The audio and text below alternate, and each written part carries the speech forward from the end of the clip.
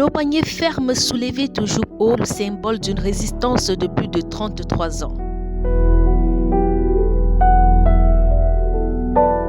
Ce 12 juin 2023, l'homme a tiré sa révérence à l'âge de 81 ans, laissant des partisans sans voix. Il part ayant laissé un héritage indéniable.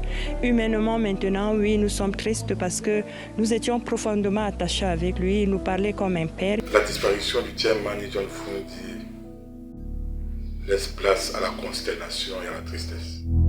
Opposant historique au régime du président Paul Biya, 3 fois candidat malheureux à l'élection présidentielle, son combat politique, son engagement suscite des hommages. C'est vraiment triste de voir une bibliothèque brûlée de cette manière.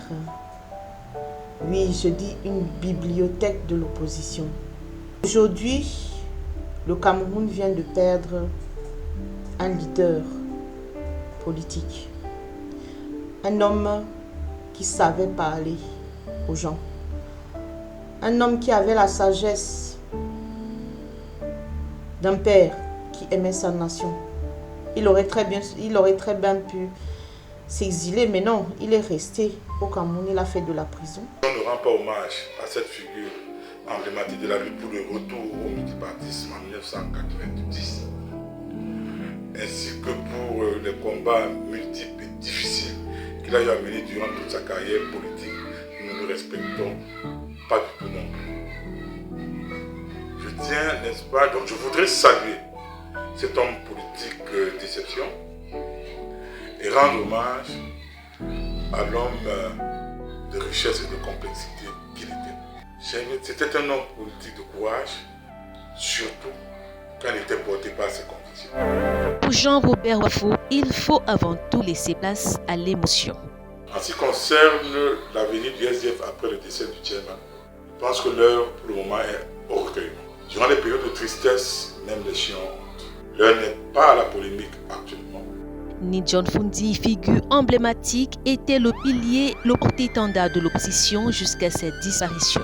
Je suis vraiment très triste parce que nous n'avons pas de leader politique. Nous n'en avons pas. Nous avons des micro-partis. Nous avons des micro-leaders. Je serai un peu dur. Mais je pense que avec la mouvance que nous sommes en train de faire aujourd'hui dans la diaspora et puis sur le terrain avec le PURS et notre premier secrétaire Serge Espoir Matomba, je pense que la relève doit être prise maintenant. Je vois que John Fundi est un Camerounais qui a bien travaillé. Si le Camerounais comprenait John Fundi en 92, non? En 92, il devait collaborer avec John Fundi pour renverser ce gouvernement actuel, le régime actuel. Mais les gens ne l'ont pas soutenu. John Fundi, depuis 1992, il a trop lutté. Si maintenant on dit que John Fundi a cherché à se rallier avec peut-être RDPC. Si c'est comme ça, je lui trouve des raisons. Parce que tout ce qu'on travaille, la même ce que Paul Biya fait, la même c'est lui qui veut remplacer Paul Biya. C'est toujours l'argent qu'on cherche, chacun veut être mieux. Si John Fundi a travaillé depuis 1992, personne n'a pas été derrière lui. Si à la fin, je dis s'il a collaboré avec le gouvernement à toute place, il a tellement raison. Fundi est parti. Moi, je donne des honneurs. Qui se repose un peu. Oui, qui se repose un peu. Je lui donne beaucoup de honneurs. Il a trop lutté. C'était un combattant. Il a lutté comme il pouvait pour le pays. C'était un combattant. S'il part aujourd'hui, je souhaite seulement que son âme se repose en paix. Tout simplement que je peux dire pour lui. Parce que bon, des combattants de nos jours sont de foi faibles vu à la politique sur place. Donc je me dis qu'il a été faible parce qu'après, bon, il a été supporté, il n'a pas pu exploité.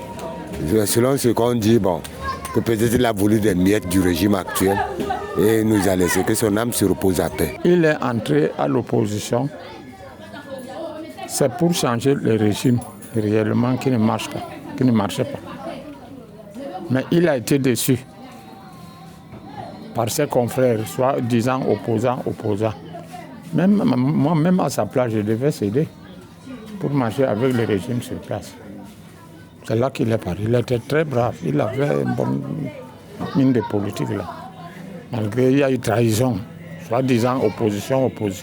Quand lui aussi avait que moi je lutte comme ça, d'autres sont avec le régime. Il a cédé. Il ne pouvait rien faire. Normalement, il sortait président en 1992. Mais il n'y a pas eu l'entente des gens là-dedans. Pas plus. Un monsieur très vaillant en politique. Qu'il se repose sur le bar en paix. Passer la douleur, Caroline Gomba-Seck appelle l'opposition à passer outre toute divergence et à faire front commun. Moi, j'appelle aujourd'hui tous les partis politiques de se réunir, de choisir un leader politique et d'aller d'un seul homme à l'encontre des échéances qui vont arriver pour contrecarrer le RDPC.